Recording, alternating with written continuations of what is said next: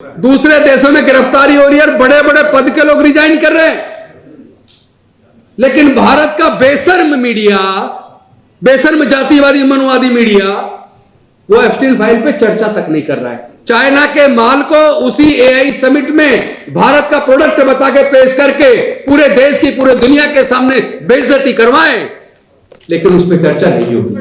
आपने नेट लगा दिया तो नेट भी क्वालिफाई करने लगे, आपने पीएचडी लगा दिया, पीएचडी भी करने लगे। तो आपको सेलेक्ट नहीं करना तो आपके पास रास्ता है एनएफएस। तो हमारी तो सीधी मांग है, हमें रोहित एक्ट चाहिए और तमाम देश के जो इंस्टीट्यूशन है हायर एजुकेशन उन सब पे लागू हो। जेल को आप गहना समझो, इस लड़ाई को जीतना है तो भारत की जेलों को भरना होगा।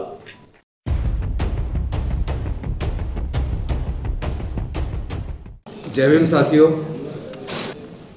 आज एक बात समझ लीजिए कि पहले जब लोग किसी से प्रताड़ित होते थे और किसी व्यक्ति के द्वारा उत्पीड़ित होते थे तो लोग कहते थे मैं कोर्ट चला जाऊंगा, लेकिन आज वो समय आ गया जब लोग कहेंगे मैं कम से कम कोर्ट तो बिल्कुल नहीं जाऊंगा। तो ये हालत हमारे देश के सर्वोच्च न्यायालय और उच्च न्यायालय व अधीनस्थ न्यायालय के जजों ने इस देश में न्यायपालिका की कर दी है कि आज लोग कहने लगे कि मैं कहीं भी चला जाऊंगा लेकिन कोर्ट नहीं जाऊंगा, क्योंकि कोर्ट से और कोर्ट से होने वाले न्याय से देश की जनता का भरोसा उठ रहा है। वकालत, एक वकील के तौर पर अगर मैं याद करूं अपनी 32 साल की वकालत को, तो जब पुलिस किसी मुलजिम का रिमांड मांगती थी, मर्डर केस में, डकैती के केस में या बेहद संगीन केसों में भी पुलिस कस्टडी, पुलिस रिमांड बड़ी जद्दोजहद करता था। कंप्लेनेंट का वकील या ये कहिए प्रोसिक्यूशन का वकील बड़ी जद्दोजहद करता था, तब कहीं जाकर कोर्ट 1 दिन से 3 दिन के बीच का रिमांड देती थी। लेकिन आज धरने प्रदर्शन करने मात्र पर ऐसा लगता है जैसे स्क्रिप्ट वास्तव में कहीं और लिखी गई है, पहले से तय कर दिया रिमांड इतने दिन का मांगा जाएगा, इतने दिन का दिया जाएगा। चूंकि आज अगर धरने प्रदर्शन करने मात्र पर 5 दिन का, 4 दिन का रिमांड दिया जा रहा है, तो फिर न्याय की उम्मीद किससे करें? कुछ लोग कहते हैं ये आजादी का अमृत काल है, और मैं कहता हूं भाजपा जब से सत्ता में मोदी जी के नेतृत्व में आई है तब से जहर काल शुरू हो गया। भारत में धार्मिक रूप से, धर्म के आधार पर नफरत का जहरीला काल चालू हो गया। भारत में जाति के आधार पर जहर काल शुरू हो गया। लड़ाई इतनी आसान नहीं है जितनी आप समझ रहे हैं। जैसा उर्मिलेश जी ने बताया कि एक जगह बैठ कर तय हुआ और एक मूवमेंट बना दिया यूजीसी को। ये यूजीसी, ये जो आरएसएस है, वो ये मूवमेंट कैसे बनाती है, इसकी मदद कौन करता है?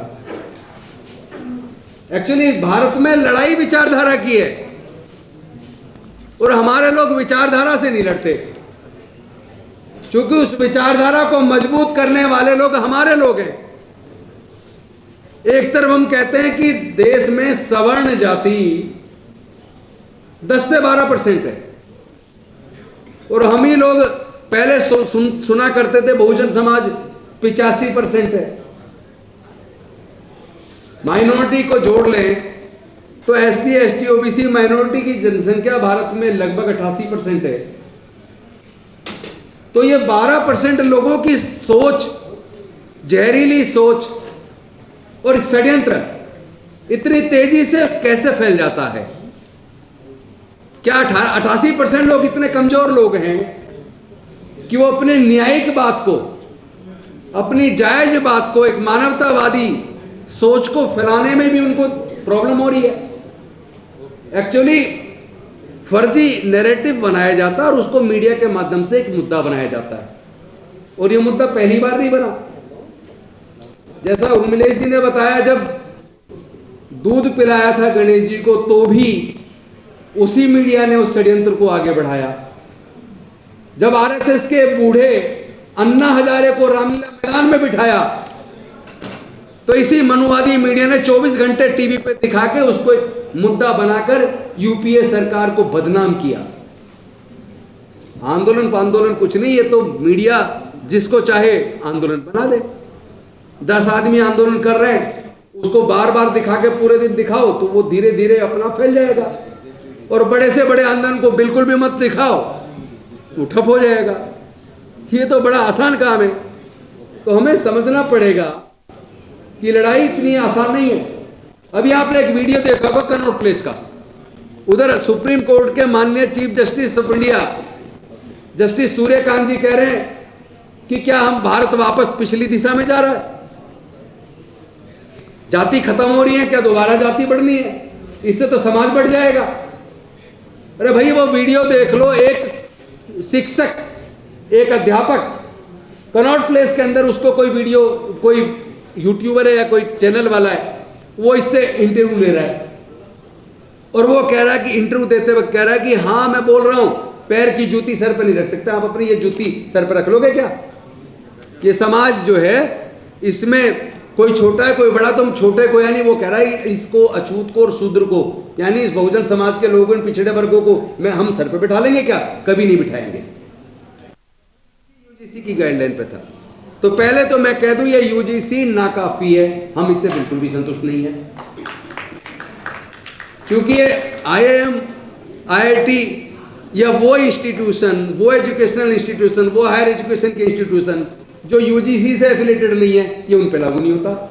तो हमारी तो सीधी मांग है, हमें रोहित एक्ट चाहिए और तमाम देश के जो इंस्टीट्यूशन है हायर एजुकेशन, उन सब पे लागू हो, उन शिक्षकों पे भी लागू हो जो उत्पीड़न कर रहे हैं, पक्षपात करते हैं, और उन छात्रों पर भी लागू हो। एक तो मेरी ये मांग है। दूसरी बात, उन सुप्रीम कोर्ट, हाई कोर्ट के जजों से क्या आप न्याय की उम्मीद करोगे जो एक बलात्कार के केस में एक आरोपी को कर दे कि आरोपी सवर्ण जाति का है और पीड़िता अछूत जाति की है, तो ये अछूत जाति की महिला को सवर्ण जाति का व्यक्ति छू ही नहीं सकता, तो बलात्कार तो हो ही नहीं सकता। अगर ऐसी सोच एक हाई कोर्ट के जज की है और उस जज से आप अगर करेगा और वो हाई कोर्ट या सुप्रीम कोर्ट का जज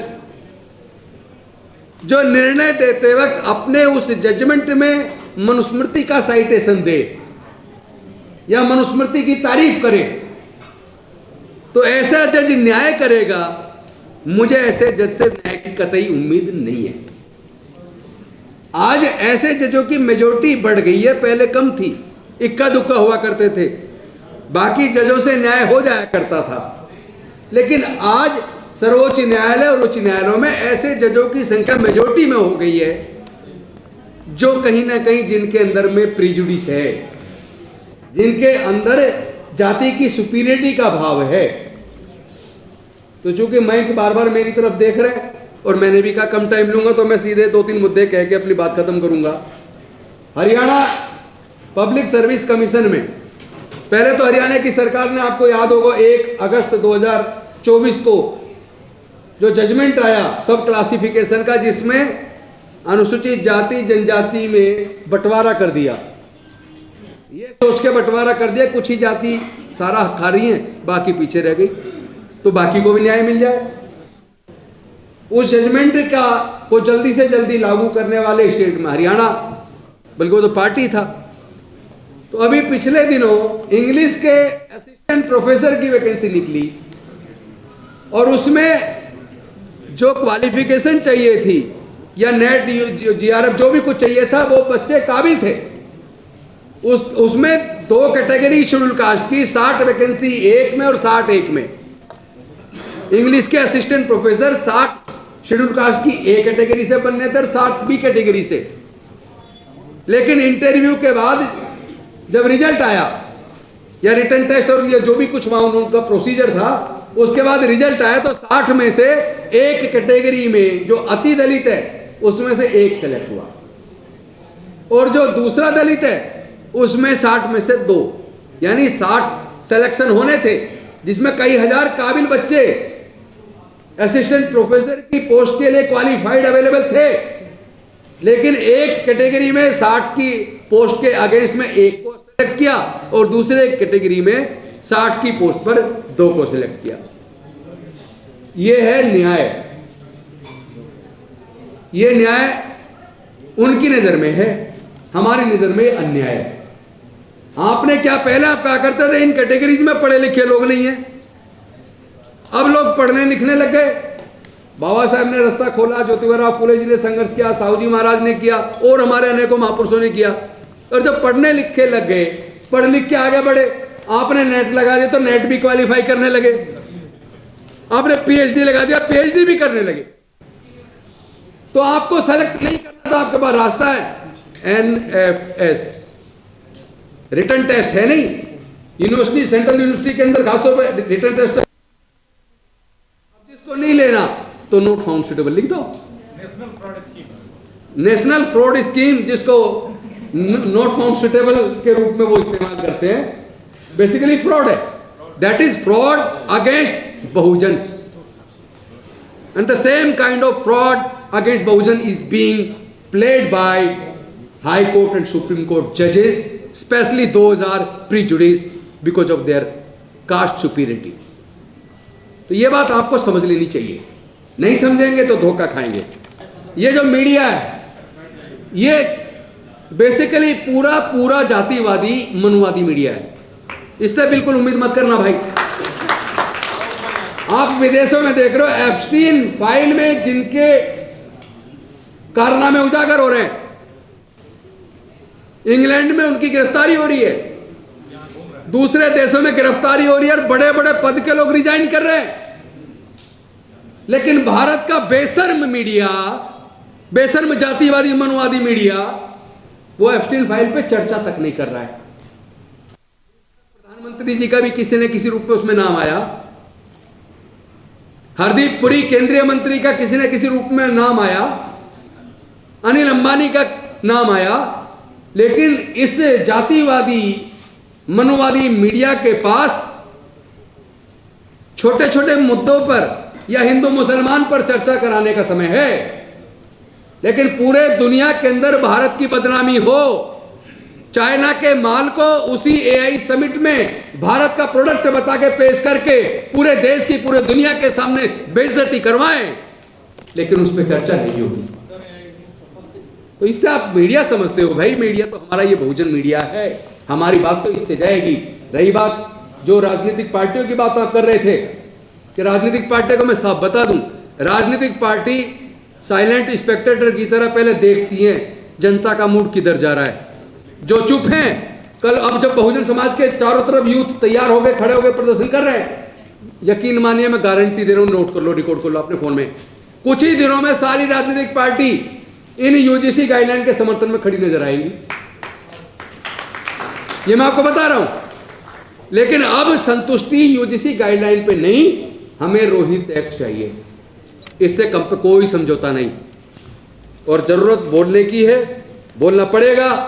पुलिस का रवैया इस तरह का है, अगर किसी की झगड़ा आपस में हो गया, मयंक का सर फोड़ दिया रतनलाल ने, पुलिस चाहे तो 93-97 डीपी एक्ट लगा दे, और पुलिस चाहे तो उसी में 107, 151 का मुकदमा जो पहले सीआरपीसी होती है उसमें दर्ज कर दे, और पुलिस चाहे उसी के अंदर पुराने आईपीसी में 323, 341 बना दे, और पुलिस चाहे तो उसी में आईपीसी में 308 बना दे। सिर्फ कलम तो चलानी है। मैं एक वकील हूं, इसलिए मैं बता रहा हूं, मैंने इतने केसेस किए हैं 32 साल की अपनी वकालत में, जिसमें 308 लगना चाहिए, उसी में 93-97 डीपी एक्ट लगा के और 50 रुपए का जुर्माना बस। और अगर उसी में 308 लग गई तो जमानत आसानी से नहीं, कई बार महीनों अंदर रहना पड़ सकता है, कई दफे 10 दिन 15 दिन अंदर रहना पड़ सकता है। सिर्फ पुलिस ने कलम चलानी है और जज ऐसे without application of mind judgment करते हैं, चाहे वो सुप्रीम कोर्ट के जज ही क्यों ना हो। आजकल तो वो भी without application of mind judgment करने लगे। तो भैया ये जो कंटेम्प्ट ऑफ कोर्ट का डर किसी और को दिखाना, ये लड़ाई तो हम लड़ेंगे, हर कीमत पे लड़ेंगे। आप जेल में डालो, और ये जो हमारे बच्चे इन्होंने जेल में डाले, इनसे भी कह रहा हूं डरने की जरूरत नहीं है।